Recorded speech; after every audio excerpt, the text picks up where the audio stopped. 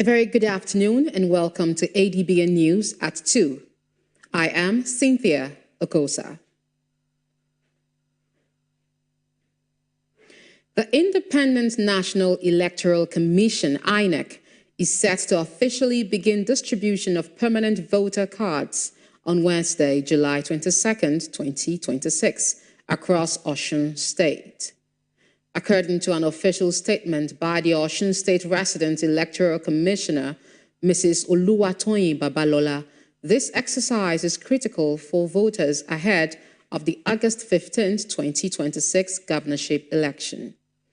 Mrs. Babalola, while appealing to all eligible voters to collect their PVCs within the stipulated period, emphasized that PVC remains the only valid means of accreditation for participation in the governorship election. She warned against PVC collection by proxy.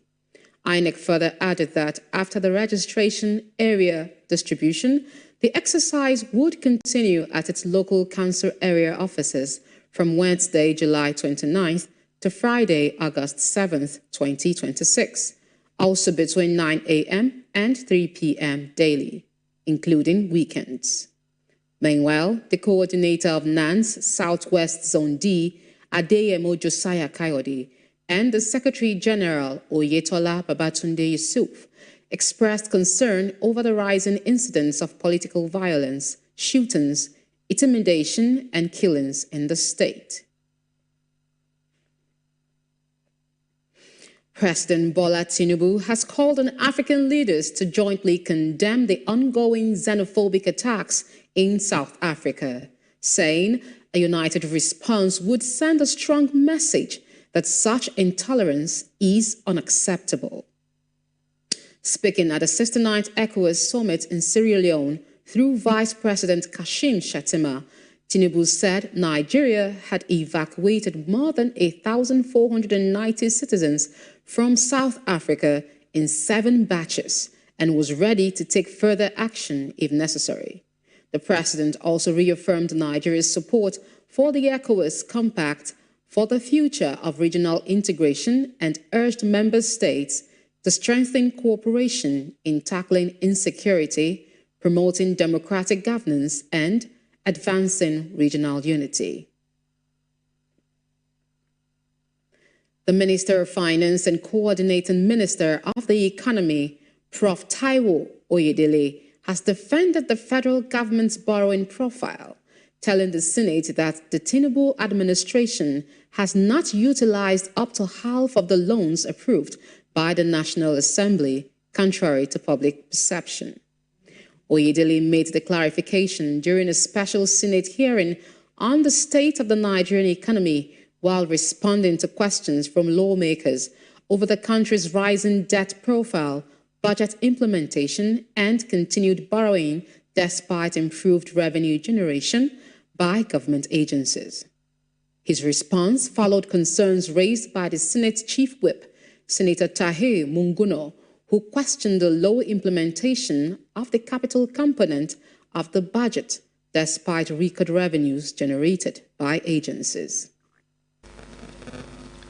Well, budget implementation of your budget. I'm not an economist, I'm a lawyer. But from the little economy that economy is it 101 that I learned in the university, implementation of your budget is a function of the revenue that government was able to collect.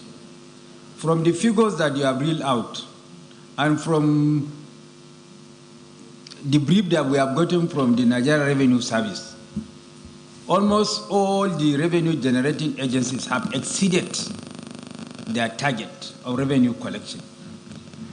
If we have exceeded the target of our revenue collection, it is inherently contradictory for government to woefully fail to implement the budget.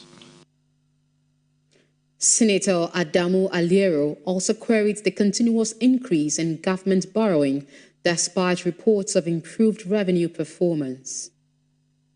We have seen the astronomical rise in borrowing. And this borrowing is of serious concern to Nigerians. What I'm saying is in the public domain, is not anything hidden. When this government came in, it inherited, I think, over 75 trillion naira. Now it has added almost 75 to 80 trillion naira in borrowing. Responding, Oyedele explained that many Nigerians mistakenly interpret the National Assembly's approval of external borrowing requests as actual loans already obtained by the federal government. Addressing another question. We look at all our numbers and we say we can generate 6 naira. 6 naira is our revenue target. Our expenditure is 10. If we end up generating revenue of 7 naira, we will say we have exceeded our revenue target. It's not a lie. But we still need 3 naira to balance the budget because we need to spend 10. So this is the reason why both can coexist. Government can exceed revenue target and still have to borrow. And in terms of where the money is going, this is one of the analyses we are working on in the Ministry of Finance. Very soon we're going to be able to release it, putting numbers to it. But just to give a couple of examples. Addressing another question on why the government continues to borrow despite revenue-generating agencies exceeding their collection targets, the minister explained that surpassing revenue projections does not eliminate budget deficits. Particularly foreign loans. And I'll take that with your permission together with the last question from distinguished senator, also on debt.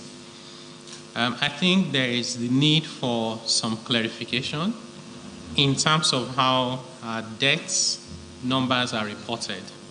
So first, for external loans, we always need the approval of the National Assembly. So what tends to happen is, when we get the approval of the National Assembly, the media would rightly report it. And many people take that as money borrowed. When we now borrow the money, they report it again. So, in fact, I think it was last year when the National Assembly approved about $20 billion, which was based on MTEF. After the session, the Senate Finance Committee held a closed-door meeting with the minister and the government's economic team. Committee Chairman Senator Sani Musa said both sides agreed on measures to improve budget implementation and revenue management, including a possible shift to performance-based budgeting and a review of the contractor payment system to boost project execution.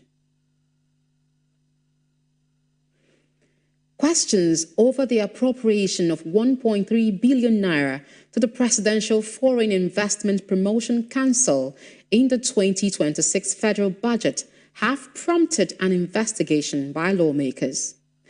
The inquiry is examining the council's legal status and how it came to be included in the budget framework. Our correspondent, Laraba Murray, reports. Lawmakers say the investigation will establish whether due process was followed in the council's establishment and its inclusion in the 2026 federal budget. I urge you to approach these proceedings in good faith. The committee can only succeed if every participant places honesty above expediency, evidence above emotion, and national interest above partisan consideration. The committee says it will review the evidence from relevant government institutions before submitting its findings and recommendations to the House. We shall approach this assignment with an open mind, guided by the Constitution, the law, credible evidences to be presented before us, and the overriding national interest. The committee also heard that the Office of the Civil Service only approved the council's organizational structure and did not establish it, while the central bank outlined the procedures followed in opening the council's accounts. I saw it and I said, no, there is something wrong with this. So we concede that we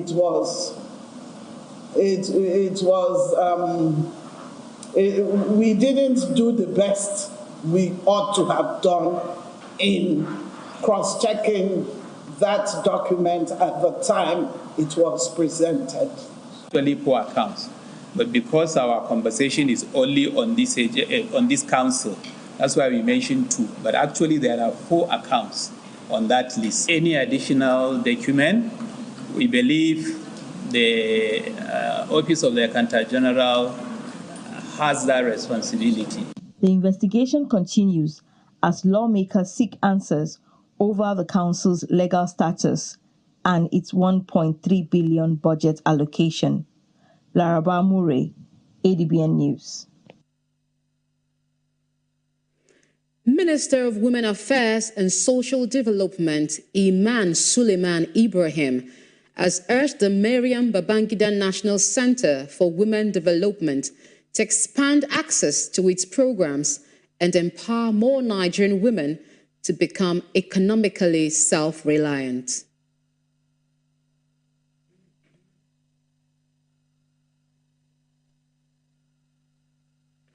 The minister, in his speech, commended the center for the reforms and urged women to take advantage of the women-friendly programs of this administration to change their fortunes.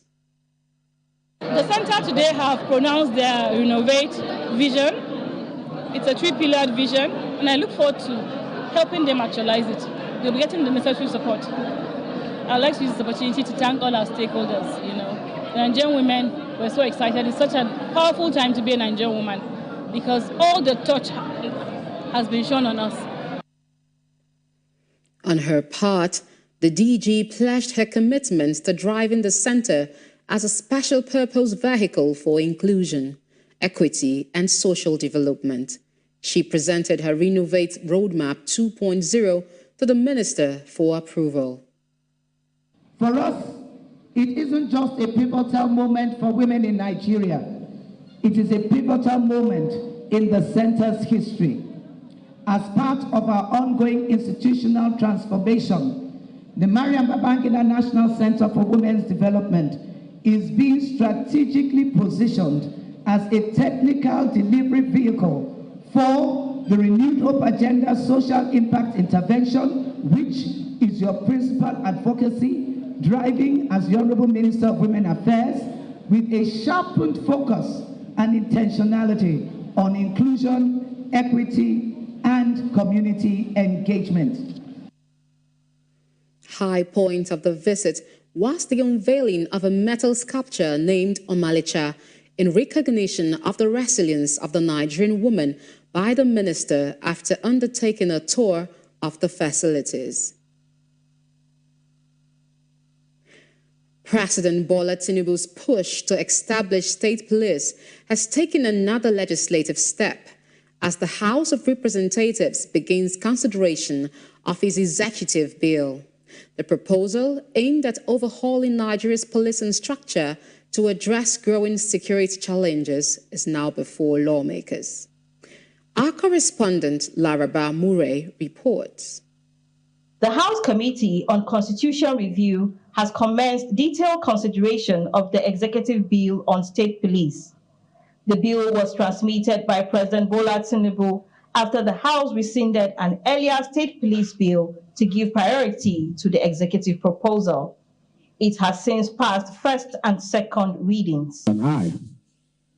Our job is to go through this and see how we make this law a reflection of the desire of Nigerian people.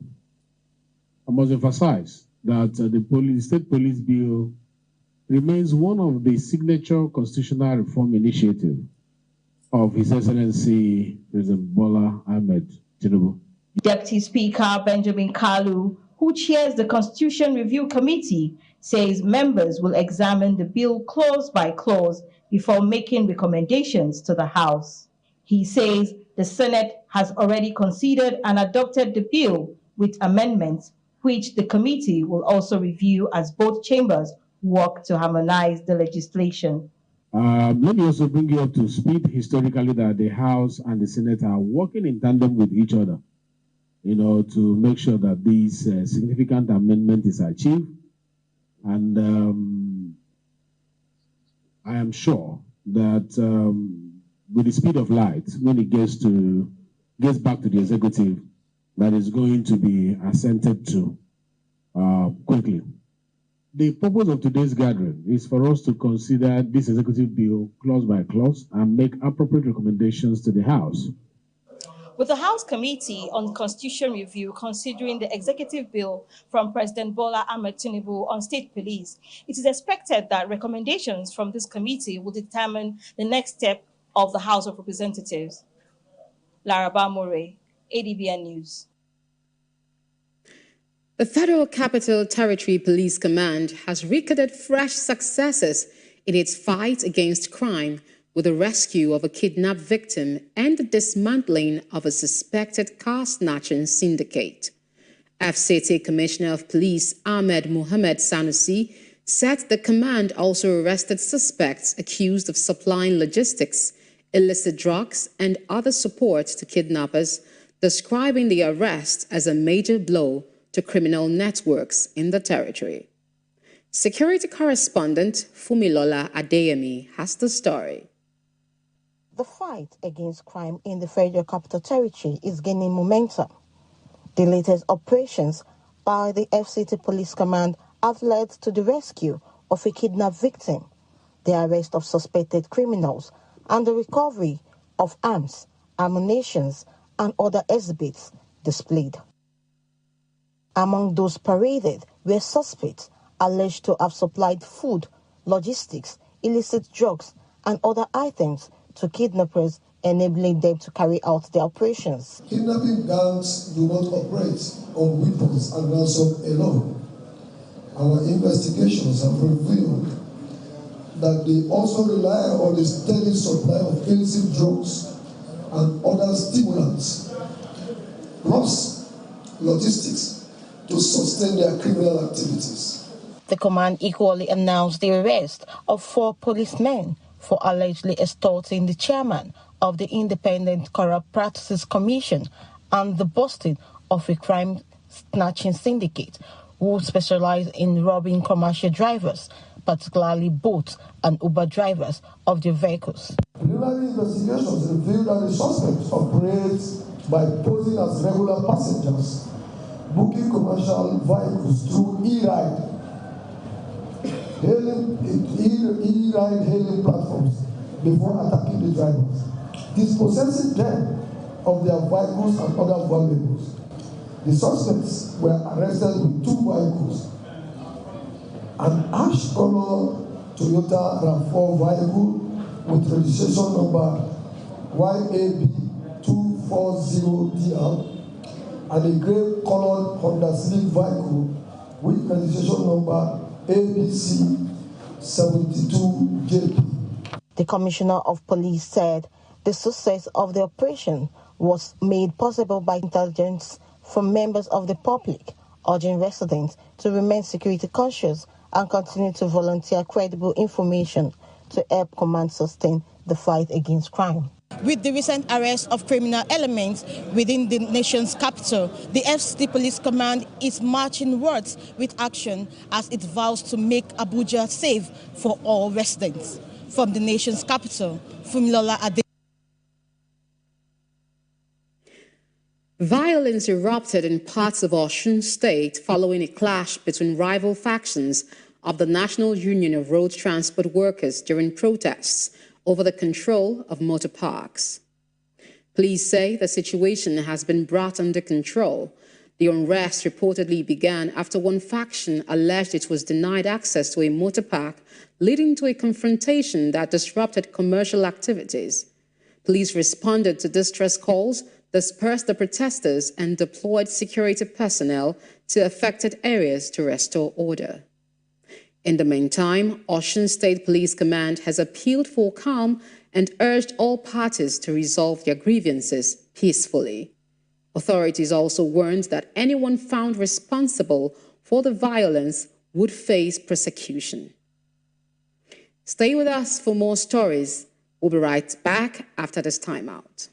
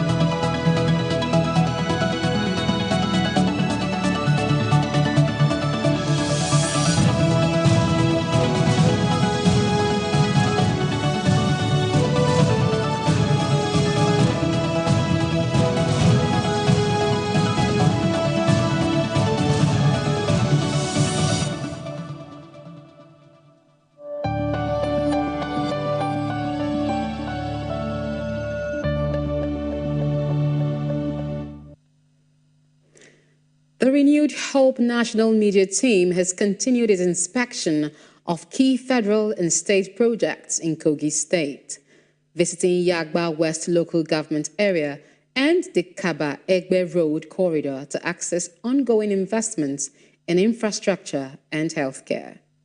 For years, residents of Yagba West grappled with poor roads and inadequate public infrastructure. Now, government officials say the area is experiencing a new phase of development with newly asphalted township roads, rehabilitated road networks, and improved healthcare facilities aimed at enhancing the quality of life and stimulating economic activities.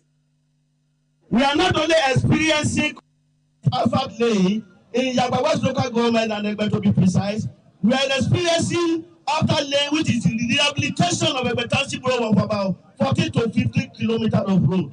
And secondly, in the history, it is not recorded anywhere that a governor since 1954, that a governor visited Okoloke, Okuno, and Isaluesa. Many years ago, these roads were impassable. These roads, the drainages were blocked. But as soon as he came in, the talk-and-do governor did not waste any time.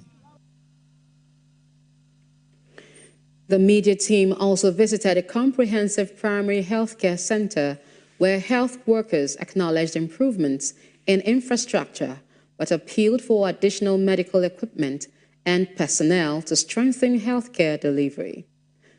Local government officials described the ongoing interventions as a major boost to community development. When you look at this road that we are talking about in this local government, we did it less than 10 months, over 15 kilometers. It's a bit over 15 kilometers. So when you look at it, just within 10 months, less, we achieved this. What we can use to appreciate such person too is our vote. So our vote will justify how we will appreciate the executive governor of Kogi State, Governor Ahmed Usman Ododo.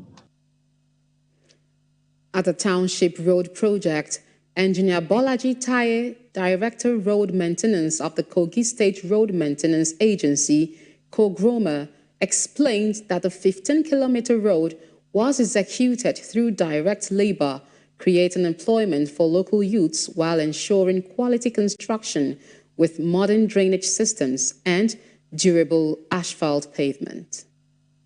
This is the first time that an asphalt of about 50 mm system was done in township in Kogi State. This is not only here. All other projects that were done is to standards. And this is the wearing course. You can see it is still lasting up to now. Road marking, very well. Hydraulic structure provided. water directed, as it should be. The inspection concluded at the ongoing reconstruction of the Kaba-Egbe Road, a major federal highway expected to improve connectivity and commercial activities across the region. SSA on public engagements to the President, Frederick Nwabufo, described the projects as reflecting the federal government's infrastructure drive under the Renewed Hope agenda, with the potential to improve transportation, healthcare, and economic opportunities for residents. The entire stretch of the country is one massive construction yard. That's to tell you the primacy which the Tinubu administration put on infrastructure investment. Investment in infrastructure don't only improve accessibility, but as a matter of fact, boost economic activity. So what will be happening here in a few months, when the work is completed, is that more commercial activity will be stimulated around this corridor. The inspection tour continues with visits to additional federal and state projects across Kogi State as the media team evaluates the impact of ongoing development initiatives. Coordinating Minister of Health and Social Welfare, Professor Muhammad Ali Pate, says the newly enacted National Identity Management Commission, NIMC Act 2026, is set to serve as a cornerstone for reforming Nigeria's healthcare system. Professor Pate expressed confidence that by linking national identity data with health services, including the modernization of primary healthcare centers, Nigeria will achieve a more accessible and resilient healthcare system. He made the remarks during a visit from the NIMC leadership led by Director General Abisoye Koka Odusote to the Federal Ministry of Health in Abuja. With this new NIMC 2026 Act, we've modernized the legal infrastructure for digital technology, digital identity in the country. I'm not surprised because of your capability and the team that you have, but also because of the compelling vision of His Excellency President Bola Ahmed Tinubu. Nigeria is changing. It's changing in a very significant way.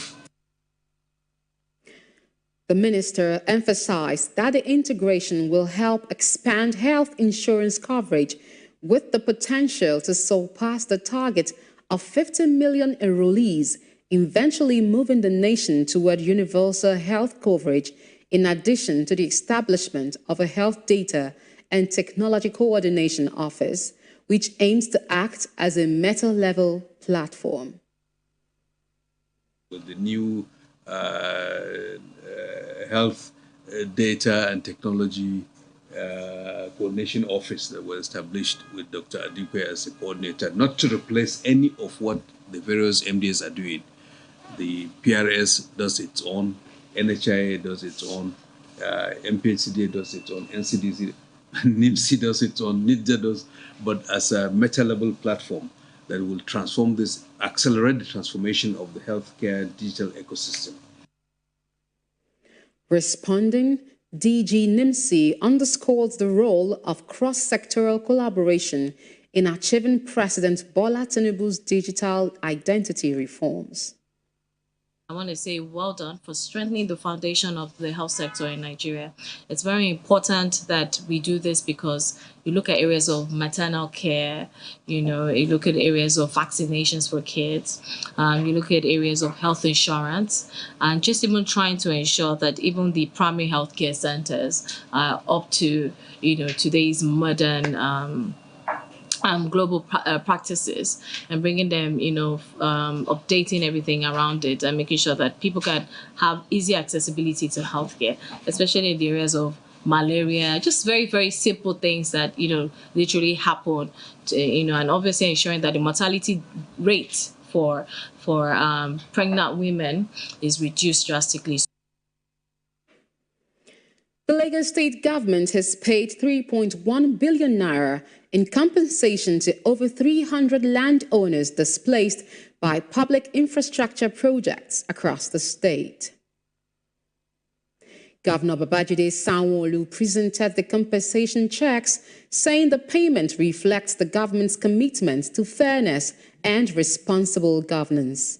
He said the acquired lands are for strategic infrastructure projects and not for private interests, adding that all claims went through enumeration, valuation, and title verification before payment. To every project affected persons that is represented here today, your silence has been acknowledged. Your contribution has been appreciated or is being appreciated. And your partnership in the development of Lagos will never be taken for granted. Your cooperation is helping us to shape the larger Lagos agenda that your children and indeed your generation yet unborn will inherit with pride. And so let me also offer a word of counsel. With these funds, you should invest them wisely. And we are meant to use it to secure your families. You are meant to use it to rebuild stronger the things that will make life a lot more meaningful for you. That's what we're believing that you will use it for. In his remarks, Permanent Secretary of the Lagos State Lands Bureau, Kama Olowoshago, said the compensation exercise is a continuation of previous payments to the property owners affected by government projects across the state. He maintained that meaningful development should not come at the expense of justice or citizens' welfare, stressing that the government would continue to balance infrastructure development with the protection of residents' rights. The Lagos State government has consistently demonstrated that development and compassion are not mutually exclusive. Every road, bridge, housing scheme, public institution, and critical infrastructure delivered under the Teams Plus development agenda reflects a deliberate commitment to inclusive governance, which is one of the balances that demands of development within fairness and respect for affected citizens. To our esteemed project-affected persons, permit me to express our sincere appreciation for your patience, understanding, and cooperation throughout the acquisition and compensation process.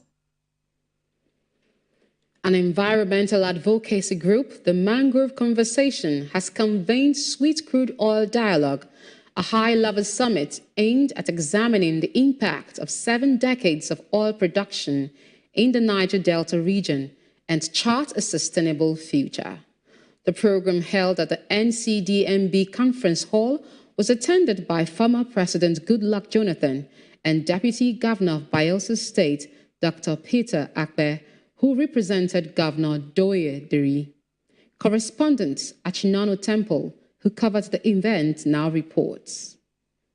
Crude oil was struck in a commercial quantity at Otuabagi community in Obia Council area of Bayelsa State on January 15, 1956. And 70 years after, the Mangrove Conversation believed the region where crude oil was first discovered has not been treated fairly. This raised the consciousness for the Sweet Crude Oil Dialogue on environmental sustainability, economic transformation, and the future of the oil-producing communities. The level of oil production in Nigeria has no paved roads,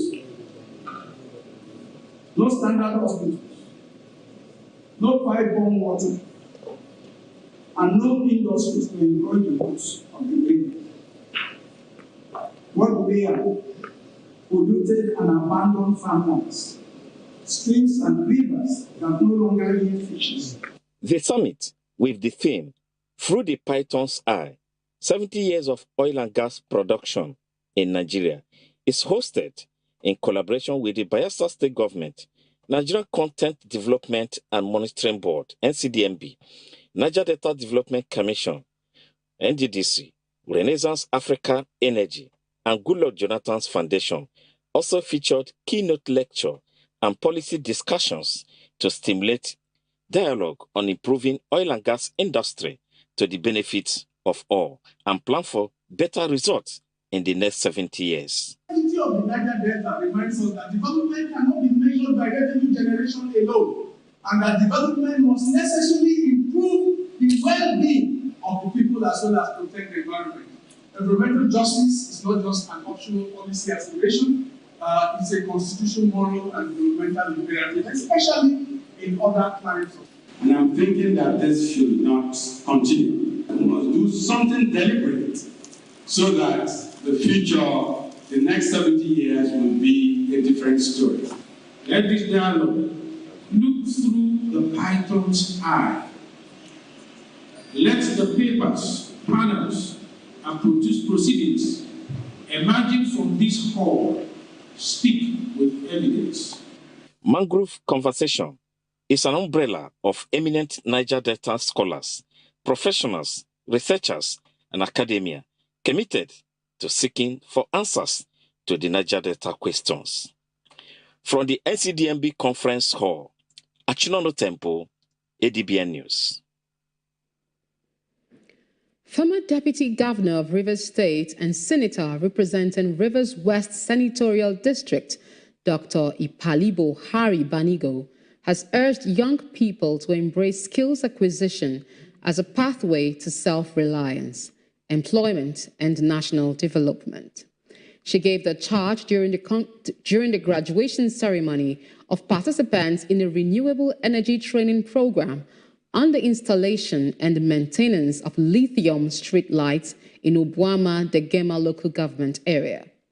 The 6-day training attracted 149 participants from Degema and Akukutoru local government areas, with 110 successfully completing the program. Senator Hari Banigo said the initiative would continue, noting that empowering youths with practical skills remains key to reducing unemployment and promoting sustainable development, as she also commended President Bola Tinubu and the President of the Senate for supporting the program. Advancement is where we are going. No complaints again. And I want to thank the host community that have provided the space and the atmosphere and the geniality for this training to take place without any rancor.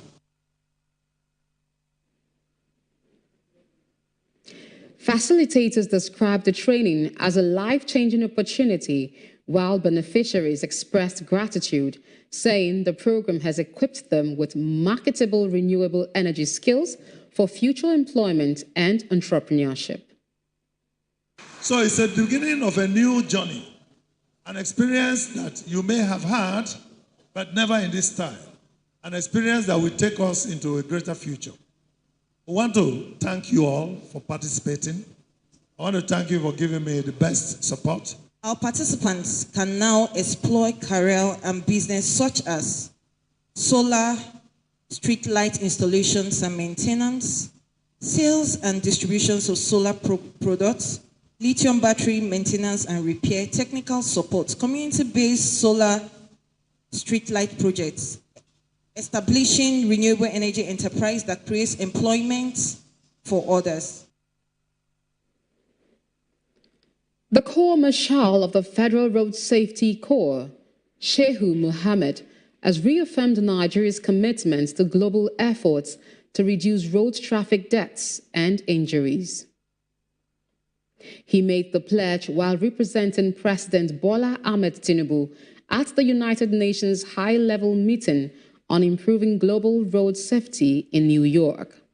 Leading the federal government delegation, the Corps Marshal presented Nigeria's national statement during the plenary session of the meeting at the United Nations General Assembly headquarters, themed Scaling Up and Accelerating Implementation of Commitments to Halving Road Traffic Deaths and Injuries by 2030. Shehu Mohammed said Nigeria remains committed to strengthening road safety governance through sustained political will, strategic investments, innovation, and stronger international partnerships. He noted that the country's efforts align with the Tinubu administration's renewed hope agenda. Has recorded significant progress important gaps remain, particularly in intelligent enforcement technologies, road infrastructure, safety assessment, and institutional capacity development.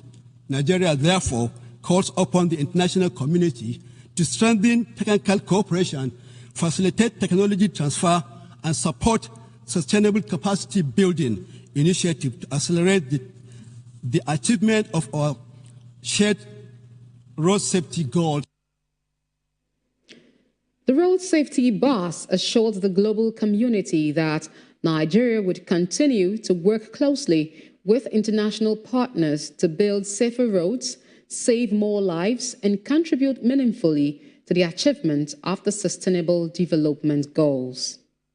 Guided by Marrakesh Declaration 2025, Nigeria remains resolute in accelerating the implementation of the Global Plan for the Decade of Action for Road Safety 2021-2030. Deeply concerned by the findings of the WHO Global Status Report on Road Safety, which identified Africa as the region with the highest road safety fatality rate, Nigeria has reinvigorated the implementation of the Nigerian Road Safety Strategy 2021-2030. This whole government multi-sectoral strategy enjoys the full support of the federal government and is coordinated through the National Road Safety Advisory Council, chaired by the Vice President of the Federal Republic of Nigeria. The high-level meeting brings together heads of state, ministers, global policymakers, and road safety experts to accelerate implementation of commitments under the UN Decade of Action for Road Safety, with the goal of halving road traffic deaths and injuries worldwide by 2030.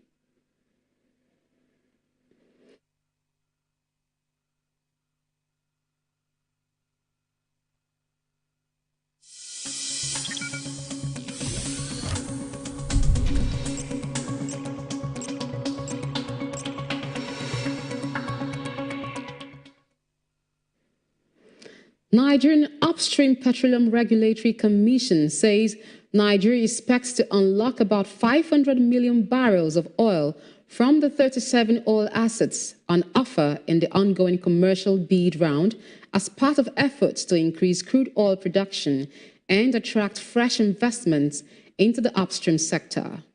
The Commission Chief Executive, Mrs. Orishemiyewa Amanorishewo Eyesan, said the bid round is designed to accelerate the development of the assets and strengthen Nigeria's oil production capacity.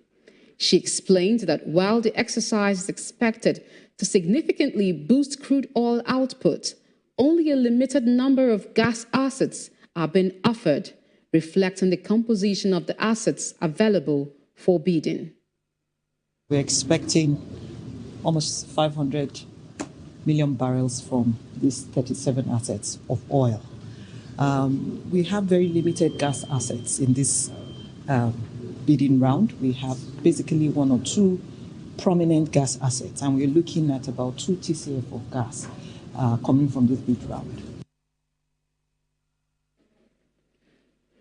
Nigeria's reliance on imported petrol is rising again despite increased production from the Dangote Petroleum Refinery, raising concerns over the country's foreign exchange demand and energy independence goals. Recent industry data show a sharp increase in fuel imports. According to data from the Nigerian Midstream and Downstream Petroleum Regulatory Authority, average daily petrol imports rose to 18.1 million litres in June, up from 5.9 million litres in May. At the same time, daily domestic supply declined to 32.5 million litres, pushing daily total fuel supply to 32.5 million litres to 50.6 million litres, I beg your pardon. Industry analysts say the renewed dependence on imports could increase pressure on the naira, as more foreign exchange will be needed to pay for imported fuel despite the Dangote refinery's growing output. Adbn News at 2. Stay with us for more stories after this timeout.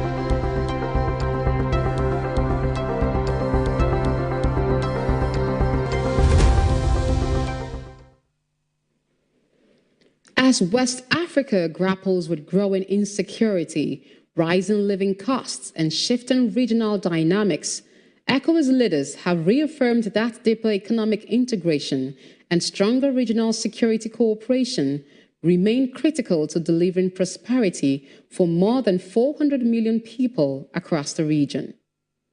Meeting in Freetown, Sierra Leone, the Authority of Heads of State and Government adopted a series of measures aimed at boosting regional trade, improving connectivity, and accelerating preparations for the launch of the long-awaited ECO single currency.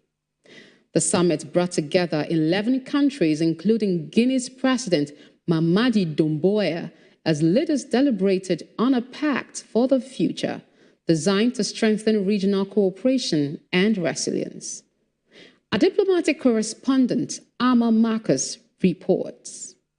Perhaps the most ambitious decision taken by the leaders was the renewed commitment to launch the ECO single currency by 2027, a project that has faced repeated delays for more than 2 decades. Originally conceived to be a tool to simplify trade, reduce transactional costs, and deepen regional integration, the ECO has struggled to gain traction due to disparities in inflation rates, debt levels, fiscal deficits, and monetary policies among member states. Must therefore preserve dialogue, maintain practical cooperation where interests converge, and keep open the path towards renewed partnership. Leaders also reaffirmed their commitment to the free movement of persons and goods, describing it as one of the bloc's most significant achievements. Guinea's President Mamadi Doumbouya used the occasion to reflect on these sanctions imposed on his country, while calling for stronger regional solidarity.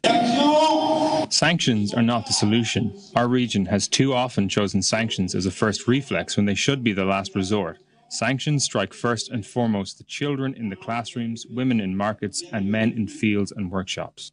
Security remained high on the agenda, with leaders expressing concern over the persistent threat of terrorism, kidnappings, and armed violence across the region. The authority endorsed plans for the ECOWAS Counter-Terrorism Brigade to become fully operational by 2027. A major outcome of the summit was the election of Senegal's President Bassirou Diomaye Faye as the new chairman of the ECOWAS Authority of Heads of State and Government.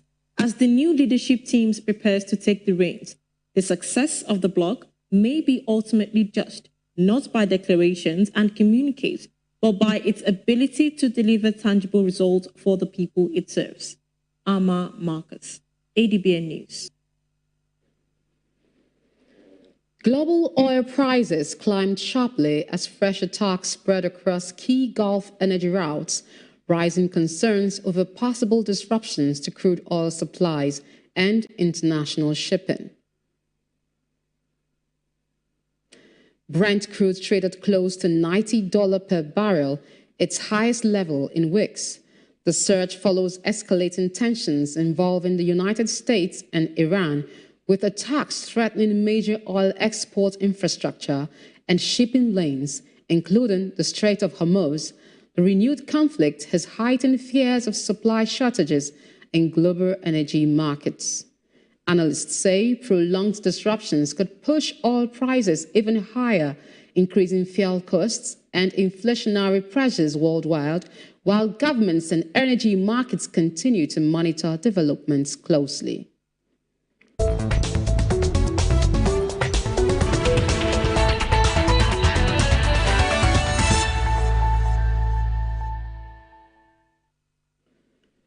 The Women's Tennis Association has introduced a new eligibility policy requiring all players to undergo genetic sex testing before competing on the WTA Tour.